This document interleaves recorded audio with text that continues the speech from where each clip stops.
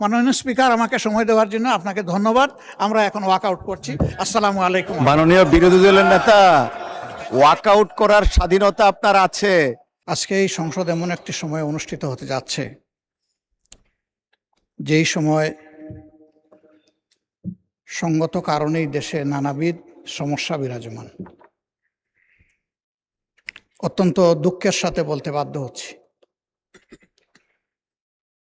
এই সংকট এবং সমস্যা তীব্র আকার ধারণ করায় মানুষের যখন দুর্ভোগ আমরা লক্ষ্য করছিলাম, তখন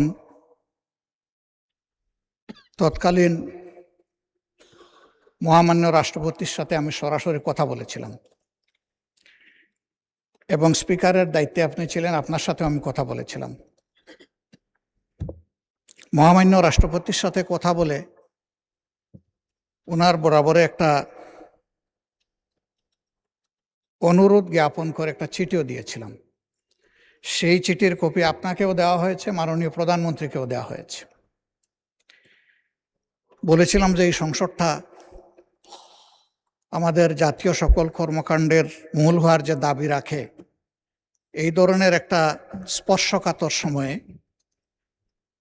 সংসদের একটা বিশেষ অধিবেশন আহ্বান করার জন্য। আমি জানি বিধি অনুযায়ী এই অনুরোধ জানানোর কথা মাননীয় প্রধানমন্ত্রীর, তারপরেও আমরা দায়মুক্ত নই, দায়বোধের জায়গা থেকেই এই চিঠিটা ইস্যু করেছিলাম।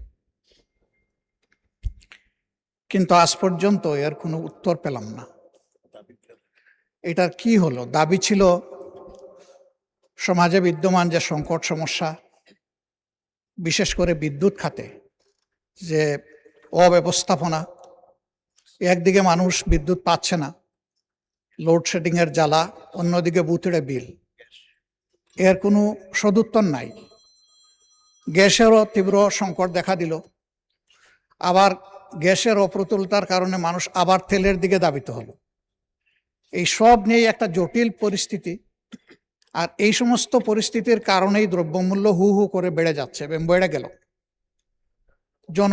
দুর্ভোগের এই বিষয়গুলা নিয়ে, হ্যাঁ, আইন শৃঙ্খলা পরিস্থিতির অবনতি। আজকে স্বরাষ্ট্রমন্ত্রী মহোদয় তিনি একটা বিবৃতি দিয়েছেন, তিনি কিছু ডাটা তুলে ধরেছেন। আবার আমাদের বিরোধী দলের পক্ষ থেকে ওই ব্যাপারে উদ্বেগ প্রকাশ করে কিছু কথা বলা হয়েছে, তারাও কিছু তথ্যভিত্তিক বক্তব্য রেখেছেন। জ্বালানি সংকটের কারণে এবং বিদ্যুৎ সরবরাহ নিরবচ্ছিন্ন না থাকার কারণে শত শত কলকারখানা বন্ধ হয়ে গেছে। কেউ 700 বলছে, কেউ 900 বলছে, কেউ 95টা বলতেছে, হোয়াট এভার মেবি। কিন্তু বোঝা যাচ্ছে যে বিপুল সংখ্যক কারখানার উপরে এর একটা নেতিবাচক প্রভাব পড়েছে। কারখানা বন্ধ হওয়ার মানে শুধু মালিক পক্ষ ক্ষতিগ্রস্ত হওয়া না, লক্ষ লক্ষ শ্রমিক যারা এখানে শ্রম বিনিয়োগ করে থাকেন তারাও ক্ষতিগ্রস্ত হওয়া। এর পাশাপাশি আমরা যারা দেশের সাধারণ জনগণ, কারখানার এই প্রোডাক্টসগুলো আমরা যারা ব্যবহার করি, তারাও ক্ষতিগ্রস্ত। আইন শৃঙ্খলা পরিস্থিতির ব্যাপারে মাননীয় স্বরাষ্ট্রমন্ত্রী তিনি বিবৃতি দিয়েছেন, তিনি একটা তথ্য দিয়েছেন, কিন্তু আমরা যখন সমাজে যাই তখন তার বাস্তবতা খুঁজে পাই না। এর আগে এখানে বিদ্যুৎ জ্বালানি সম্পর্কেও বিভিন্ন সময় বক্তব্য দেওয়া হয়েছে যার সাথে কোনো মিল ছিল না। স্বয়ং স্পিকারের আসন থেকেও বলা হয়েছিল তখন যে আমার এলাকায় তো বিদ্যুৎ পাই না। এটার সাথে আসলে আমরা কোনো মিল খুঁজে পাচ্ছিলাম না। সেই কঠিন সময়ে যখন জ্বালানি নিয়ে ভয়াবহ সমস্যা দেখা দেয়, তেল নিয়ে, তখন এই সংসদে একটুখানি আলোচনার ফলে একটা সমাধান বের হয়ে এসেছিল এবং সমাজ আতঙ্ক থেকে রক্ষা পেয়েছিল। আমরা এরকমই একটা সদিচ্ছা নিয়ে এই সংসদ অধিবেশনটা আহ্বান করার অনুরোধ জানিয়েছিলাম এবং আলোচনাকালে এটাও বলেছিলাম যে এটার জন্য কয়েকদিনের প্রয়োজন নাই, কয়েকটা ঘন্টার জন্য ডাকলেই হবে। কিন্তু দেখা হলো না। আজকে আমাদের সামনে এখন 3টা বিল এসেছে, সেগুলো আজকে অবশ্য আলোচনা হবে না, উত্থাপনের জন্য এসেছে, কিন্তু এর মধ্য দিয়ে তার প্রক্রিয়াটা শুরু হবে। মাননীয় স্পিকার, আমাদের এই সংসদটা আমরা সবাই বলে আসছি যে এটা গতানুগতিক কোনো সংসদ না, এটা ভিন্ন ধর্মী একটা সংসদ এবং 24-এর রক্তের উপর দাঁড়িয়ে থাকা একটা সংসদ। আশা ছিল যে সংসদের সূচনা থেকেই আমরা একটা ফ্রেশ স্টার্ট করতে পারবো দেশের জন্য, জাতির জন্য। নতুন একটা সূচনা হবে, পরিবর্তনের একটা সূচনা হবে। সেই লক্ষ্যেই আমাদের সংসদ নির্বাচন এবং গণভোট অনুষ্ঠিত হয়েছিল। সংসদ নির্বাচন অনুযায়ী, এর ফলাফল অনুযায়ী সংসদ আহ্বান করা হয়েছে, কিন্তু গণভোটের জন্য সংস্কার পরিষদের সেই সভাটার আহ্বান করা হলো না। এটা যখন উপেক্ষিত হলো, আমরা নোটিশ দিলাম, আলোচনা হলো 3 ঘন্টা, তারপরে বিষয়টা টকড আউট হয়ে গেল। টকড আউট মানে নো রেজাল্ট। আমরা এখানে আসলে নিজের জন্য এই বিষয়টা উত্থাপন করিনি, জাতির জন্য ছিল, যেখানে প্রায় 70% মানুষ হা ভোটে রায় দিয়েছিল। এবং আমরা উভয় পক্ষ, এখন যারা সরকারি দলে আছি, বিরোধী দলে আছি, আমরা সবাই ছিলাম তখন গণভোটের পক্ষে, এবং হায়ের পক্ষে আমরা কম হোক বেশি হোক আমরা সবাই ক্যাম্পেইন করেছি। কিন্তু এইটা যখন বাস্তবায়িত হলো না, জনগণের মধ্যে একটা আতঙ্ক, একটা অনিশ্চয়তা, একটা সন্দেহ দেখা দিল। আমরা বারবার এই বিষয়টা বলে আসছি, তার কোনো প্রতিকার পেলাম না। এখানে বরঞ্চ তার বিকল্প হিসাবে বলা হলো যে সংস্কারের বিষয়টা বা সংস্কার পরিষদ গঠনের বিষয়টা যেহেতু সংবিধানে নেই, এই জন্য এটা বেআইনি, আপনারা যে শপথ নিয়েছেন এটা অবৈধ শপথ। উল্টা আমাদের উপরে আরেকটা বোঝা চাপিয়ে দেওয়া হলো। অথচ এটা জনগণের দেওয়া রায়, উভয়ে মেনেছিলাম, সেই ভিত্তিতেই এই নির্বাচন হয়েছিল।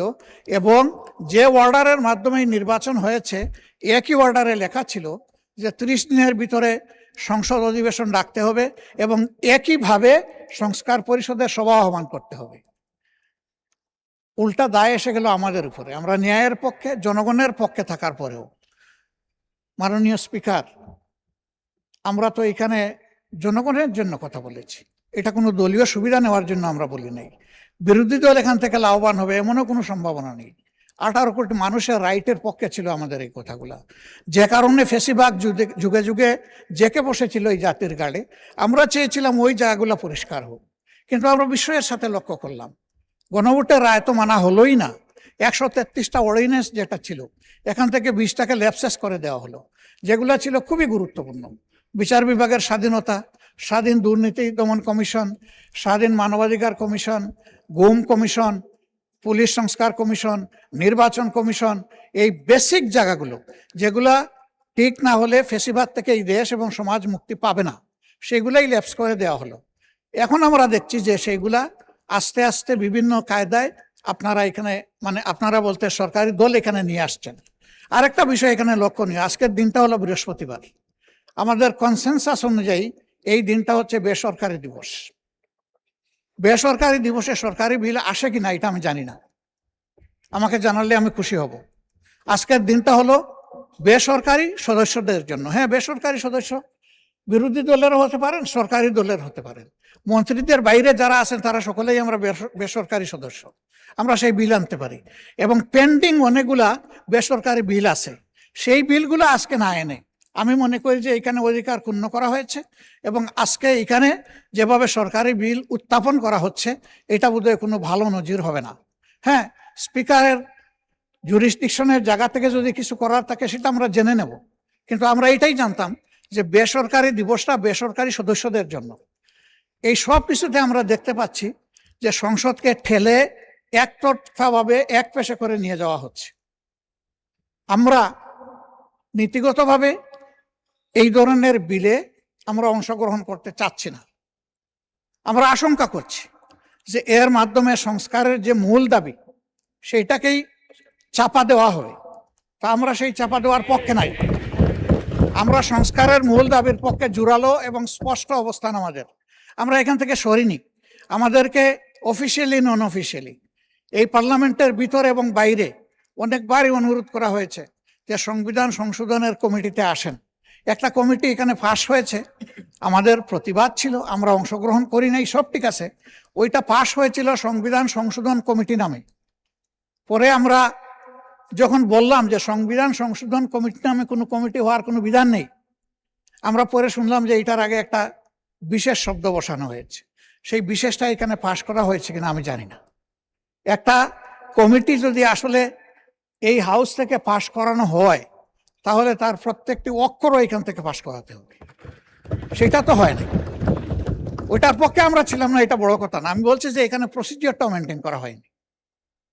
মাননীয় স্পিকার, এই সমস্ত বিষয় বিবেচনায় নিয়ে এখন যে বিষয়টা আপনি উত্থাপনের দিকে যাচ্ছেন, আমরা যেহেতু এই আলোচনায় বৃহৎ স্বার্থে আমরা পুরা সংস্কার চাই, আমরা গণভোটের বাস্তবায়ন চাই, এবং আমরা এইভাবে খণ্ডিত কোনো প্রসেসের অংশ হতে চাই না। এই জন্য আমরা এখন আর এই আলোচনায় আমরা অংশগ্রহণ করব না। এই পর্বে আমরা সংসদ থেকে বিদায় নিচ্ছি। আমরা আবার ওয়াকআউট করছি। আমরা আবার যখন উপযুক্ত তখন ইনশাআল্লাহ আমরা আসব, অংশগ্রহণ করব, জনগণের পক্ষে কথা বলবো। 4টা নোটিশ আমরা জমা দিয়েছি। আমরা আশা করব সেই নোটিশগুলা জনস্বার্থে, জনদুর্ভোগ নিরসনের স্বার্থে সেই নোটিশগুলা আলোর মুখ দেখবে। এই সংসদে আলোচনার সুযোগ আমরা পাবো। মাননীয় স্পিকার, আমাকে সময় দেওয়ার জন্য আপনাকে ধন্যবাদ। আমরা এখন ওয়াকআউট করছি।